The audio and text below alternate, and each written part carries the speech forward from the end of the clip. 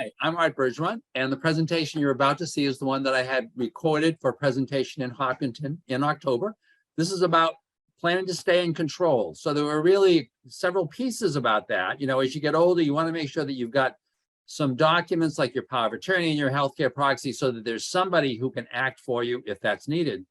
But you also want to make sure those documents cover you in the event that something goes wrong, in the event that the person that you named, it turned out doesn't work out, or their situation changes, or there are other family members trying to attack them, or there's a million of these. So I talk a lot about those situations, how to protect against them, and if you're in one of those, God forbid, how to get out of them. So with me is my good friend, Amy Beck. Amy, what is going on at the Hopkinton Senior Center in October? Every time I go there, there are more people. It's like, someone said, dare I say, it's like it was before COVID? I think it's better than it was before COVID. I think we've got far more activities and a lot of things going on. I think, you know, you're talking about, you know, all the things that could go wrong. Well, I think all the things can go right here, right now. We have everything open. All the activities are going. And in October, we have some great fall and Halloween fun things. We're going to even have a spirit week here in October. And so check out, always the greatest source, your newsletter. And on the front page, it'll tell you how to dress those days and to join in the great fun that we're going to be having here. That's terrific. I mean, the place is like a party town. It's like a party town. It's like, so I heard one person describe it as it's like the front porch of the house where everybody wants to go, right? So I mean, I think you're right. It's just a great place. So if you haven't been, you should go. You just ought to go. This is a wonderful senior center. So Amy, if they've got any questions on any of this, what number do they call? So if you aren't getting your newsletter or if you want to find out more information, you can give us a call at 508-497-9730 and we'll make sure we do have extra copies. So if you did not receive one in the mail, come and pick one up. You can also get it online. But, you know, as always, I think it's a great place to hang out and have a lot of fun. I just said to a staff member not too long ago, I can't wait till I retire so that I can come and have all the fun that everyone else is having. So we hope to see you here. That's a wonderful statement of the nature of the place. So if you got any questions on the seminar, please give me a call, 508-860-1470. Thank you so much, Amy. Really appreciate it. Folks, enjoy October. We'll talk to you in November. Bye-bye. Hi, I'm Art Bergeron, and welcome to this month's seminar. The focus of this seminar is about staying in control. That is, staying in control of your lives, even if you're not doing well. So before I get into the text of this, as many of you know, I think one of the reasons why I like doing elder law is that my clients identify with me and I identify with them because I'm old. I am 72. I turned 72 in January. So with that in mind, let me tell you a story. So about 2 months ago, I was about to be heading down to join my wife to visit our daughter and our 2 grandchildren because one of them, our second grandchild, was just born. So I was working late and I was working at my Westboro office at about 7 o'clock at night. And suddenly I felt funny. And I said to myself, a strange thing came upon me, and I said to myself, or actually said out loud, I think I might be having a stroke. Except that the words came out, I think I'm going to do a stroke. And I said to myself, well, that's not good. And then my right arm started getting numb. And I said to myself, now that's really not good. And was wondering what to do. Do I call 911? I'm in an office, in the middle of an office park. Would they ever get there? If they get there, would I be dead? If I wasn't dead, would I be alive and healthy? Or, since I had just had a stroke, would I be alive and really permanently disabled? Or temporarily disabled, but maybe even permanently disabled? I mention this because you just don't know. You just don't know when it is that you're going to lose control or that you really want to have somebody else who can take control. So this presentation is about my friends Frank and Mary, whom you've met many times, and their kids, Peter, Paul, and Mary Jr. For for this presentation, I really need you to know a little backstory about Peter, Paul, and Mary Jr. Peter owns his own business, lives in New York. Paul's a software engineer, lives in California. Mary is a nurse, lives right here in Massachusetts. And so the question for Frank and Mary right now, they're both fine, they're still fine, is who do they want to have taking care of their health care decisions if one of them becomes incapacitated? Now, the usual response to this question from most of my clients is to bury your head in the sand. Not necessarily the best response, because of course you say to yourself, well, this isn't really going to happen to me. I mean, everything's going to turn out fine, right? We're just going to live in our lives until we die. We're going to be buried in the backyard, that's all great, but maybe not, maybe not. So the question for Frank and Mary then is, so what if Mary gets sick? And in that case, who's going to make her healthcare decisions? Well, if she got sick and couldn't make her own decisions, the questions would be, first, does she have the ability to make her decisions? Second, is there a healthcare proxy if she can't? Third, if there is no healthcare proxy, are all the healthcare providers really going to cooperate? And by the way, this used to happen a lot, when we were all younger, that especially if Mary got sick and Frank was around, that the doctors would say, so Frank, what do you want to do? And still many folks will do that. Certainly if Mary were incapacitated and Frank weren't around, the doctors wouldn't do that, right? But if Frank were around, still they would do it, but they're not supposed to. They're not supposed to. Frank, by virtue of being Mary's husband, has no power, legal power, to make her healthcare decisions for her. So if Mary is incapacitated and the folks around the table don't want to be cooperative, and there's no healthcare proxy, then somebody has to go get a guardianship for Mary, which is going to cost a boatload of money. It's going to require court approval. First, it's going to require a doctor's certificate regarding competency. Then there will be filings, there'll be legal fees. It's just all bad. And that's in the case where everybody's cooperating. I can give you cases of where people aren't cooperating, things get really bad, right? So you never want to end up with guardianship as an alternative if there's an emergency. And it's such an easy way to deal with that, and that is to make sure that Frank and Mary have healthcare proxies. So, healthcare proxies. In order to do it, and once again, you may know all of this, you may know some of this, you may not be sure about this, but this runs through it. In order to have a valid healthcare proxy, you need two witnesses. The healthcare proxy does not need to be notarized. A new one automatically revokes an old one. So every time if you've done one in the past and then you went to the hospital and to the emergency room for some reason, and instead of giving them your old healthcare proxy, you signed a new one, what you did was actually inadvertently revoke the old one. Healthcare proxies do not cross state lines. Each state has its own healthcare proxy law. Sometimes folks here will abide by what is said in a healthcare proxy from across the state line, but often not.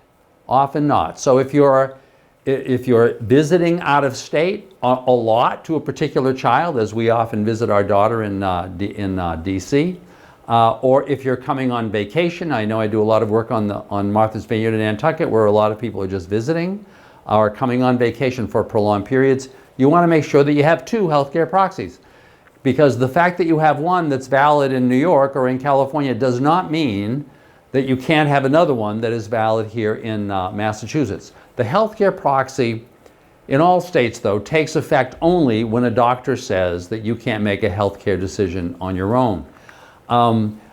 As to revocation of the healthcare proxy, this varies somewhat by state.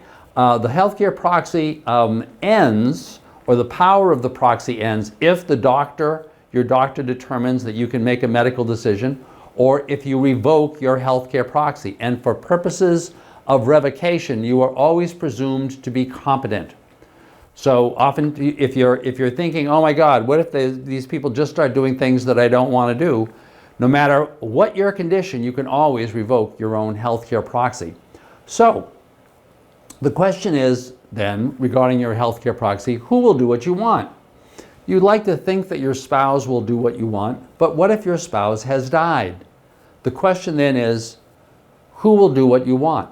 Not necessarily who has the medical expertise, but who will do what you want. For example, in this case, Mary is a nurse, but the question isn't, does Mary have the expertise to read the charts and do all of this other stuff? The question is, knowing all of that information, because that information could be given to one of the other kids, would Mary be the one who would be most likely to do what you would do if you were still competent to do it? That's really the question. There isn't a correct decision regarding so many healthcare decisions. The question is, what is your decision? So, in addition to the healthcare proxy, you'll also probably, or you may also want to have HIPAA designations that you give to other people. What does that mean?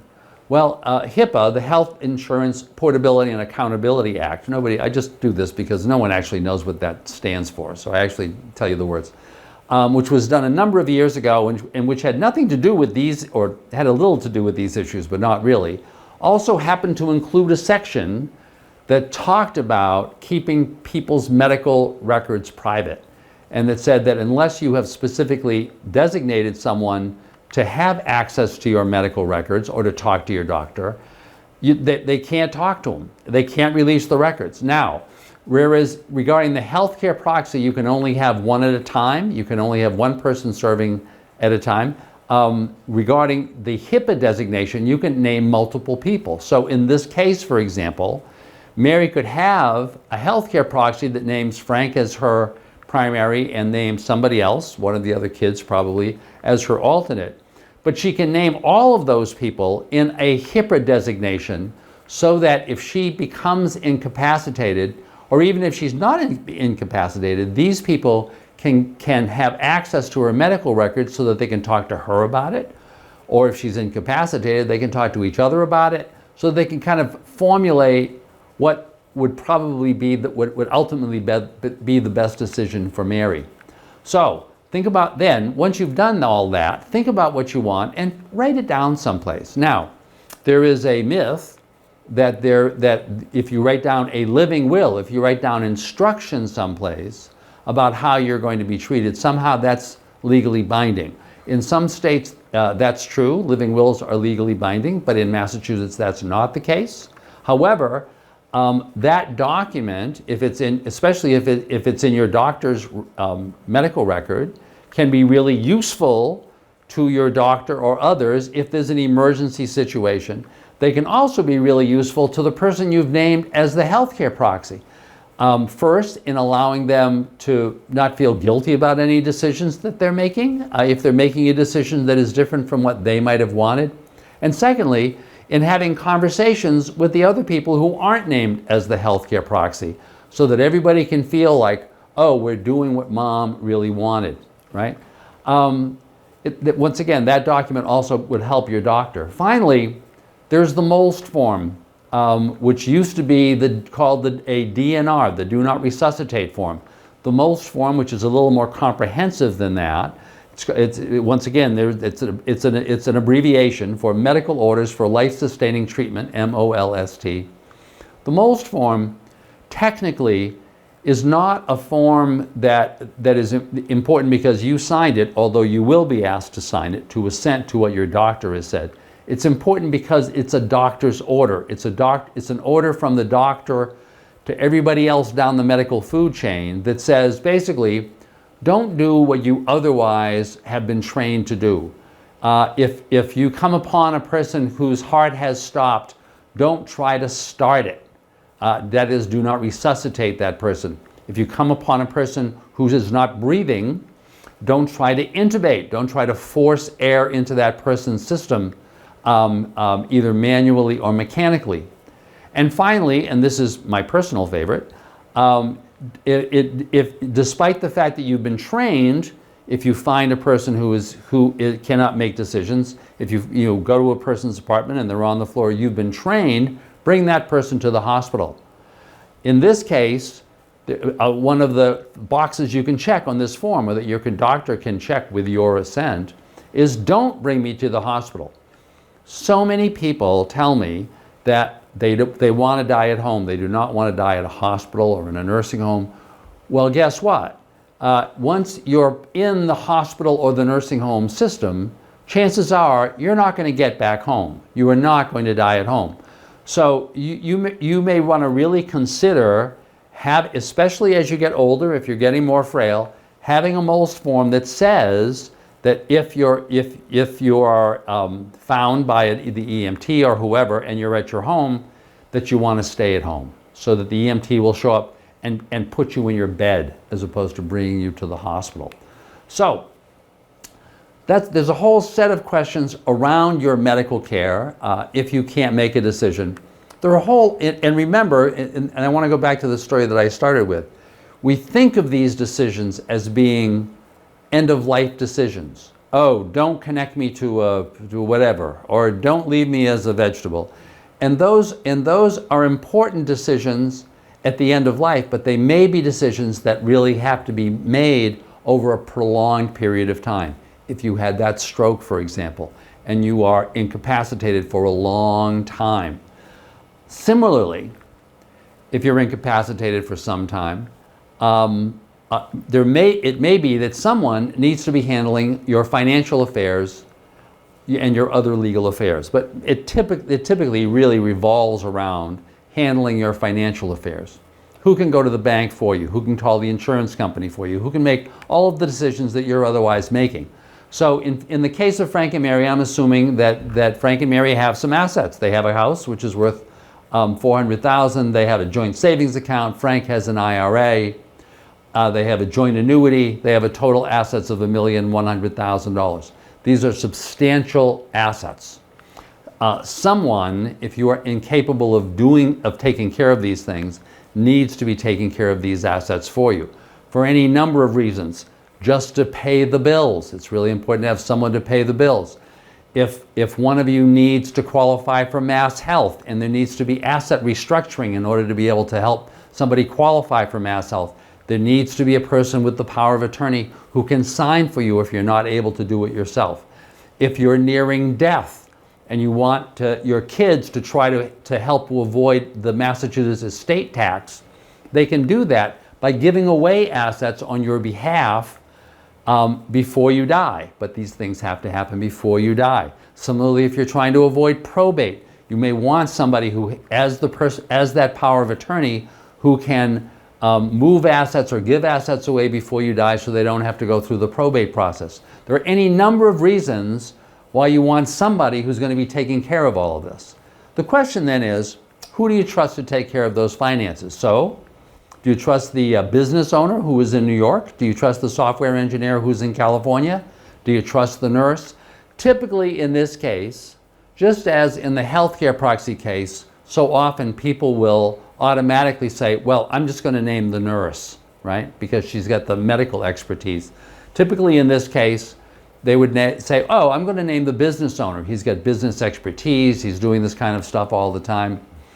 But the question is, do you understand that, or you feel that Peter has that kind of business expertise, but do you know that, right? Do you really know what his situation is? If he's got a business, do you know if he has creditor problems? Does he have tax problems? You see Peter on occasion but he lives in New York with his wife and his family. Does he have marital problems that you don't know about? Does he now need money, right?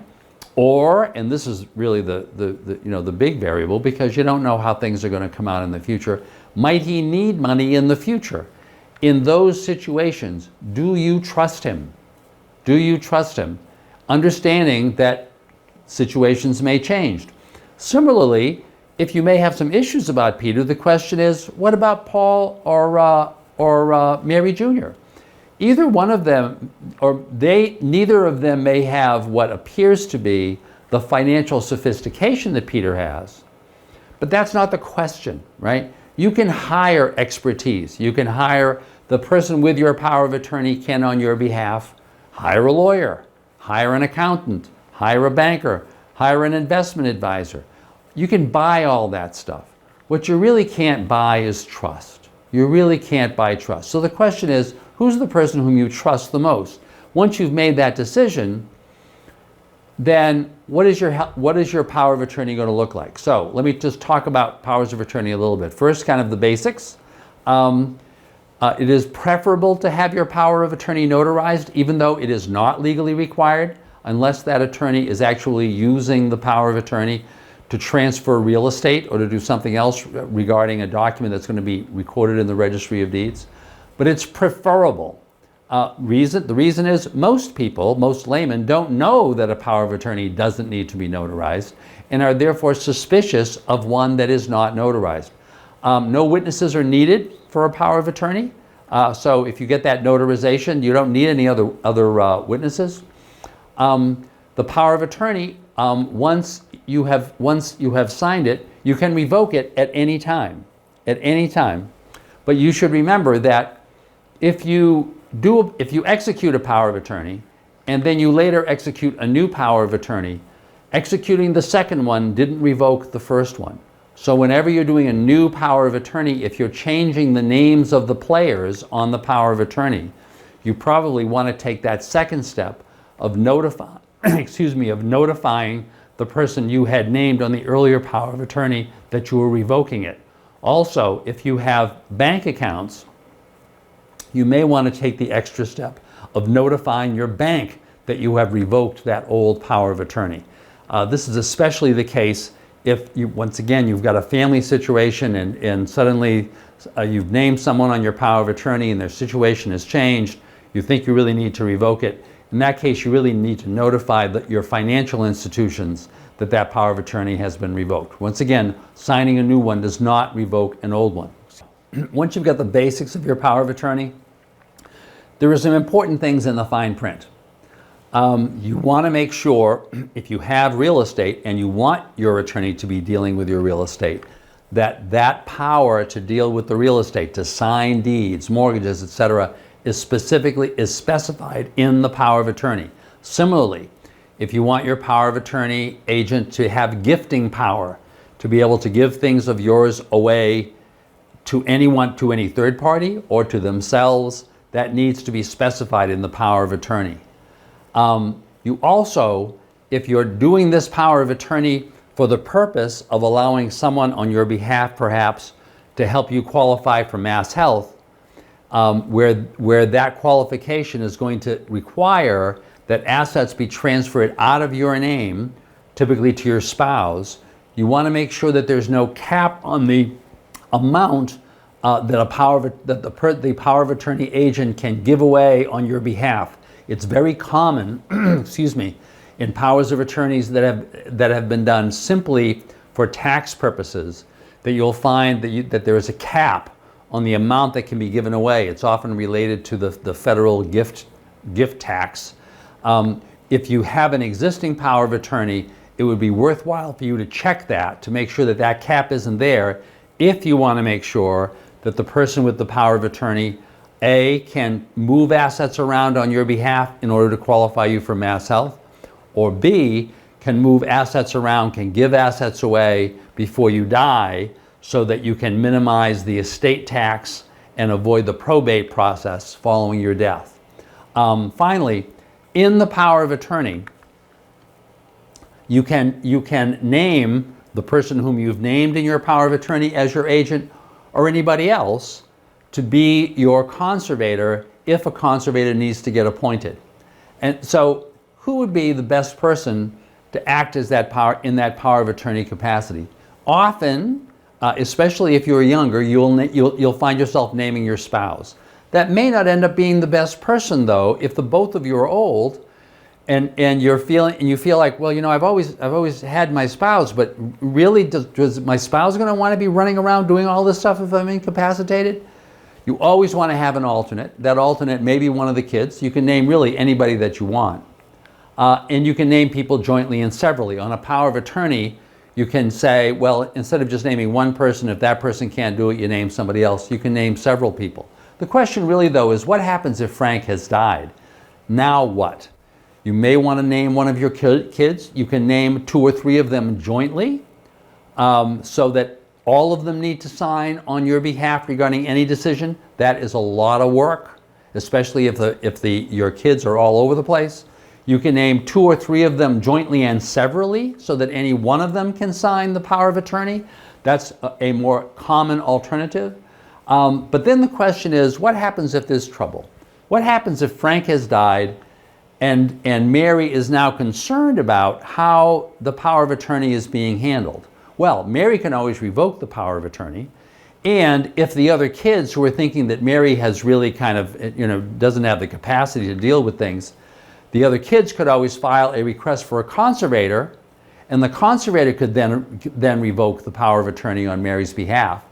But the question then will be, well, when Mary originally did the power of attorney, did Mary say, not only was Peter named as the attorney, but Peter was also supposed to be named as the conservator? So there are issues that you kind of want to need to deal with regarding the conservatorship. And once again, this comes up in this kind of situation. Frank has died, Mary's capacity is diminished.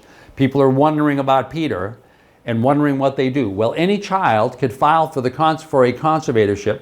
They will need a doctor's certificate based on having seen Mary within 30 days of the day of that certificate, saying that it appears that Mary is not competent to make her own legal decisions. There are time delays involved with this. This can cost a lot of money. I've seen in the case of uncontested conservatorships, it costs about $5,000. I saw one especially brutal one where the total cost was $100,000 if you added up everybody's attorney's fees.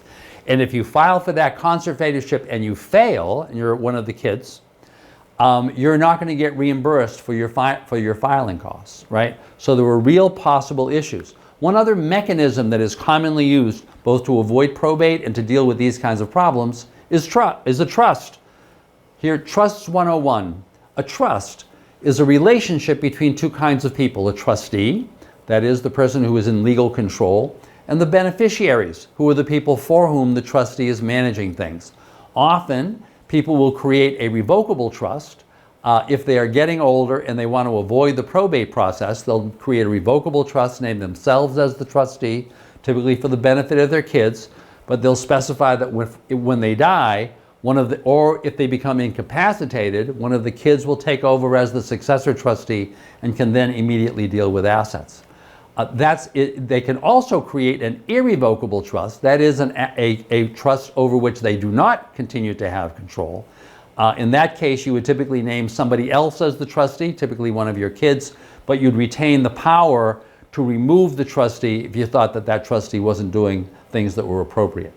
If the trust is amendable, that means you can always change the rules so you can keep control of the assets.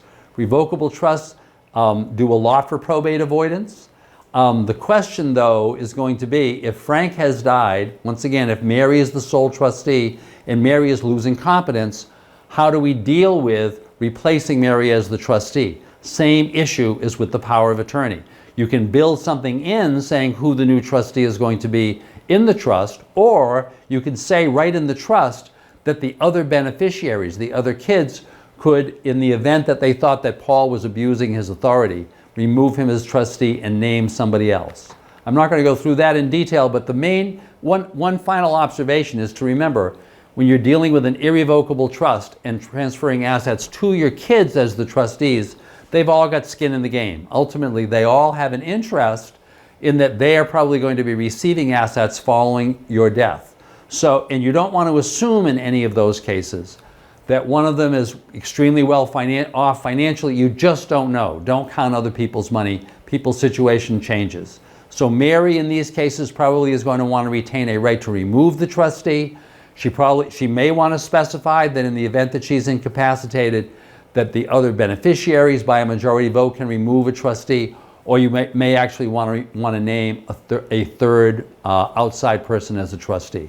So the goal of this exercise is simply to be aware of these documents, to give yourself peace of mind so that you're sleeping well, because you're knowing that if an emergency happens, you're going to stay in control, in that the people that you named are the right people that you named are going to have control. If you have any questions on any of this, don't hesitate to give me a call at 508-860-1470, or you can see this presentation again on our Frank and Mary's YouTube channel, Elder Law Frank and Mary. Thanks very much. I hope you enjoyed the presentation.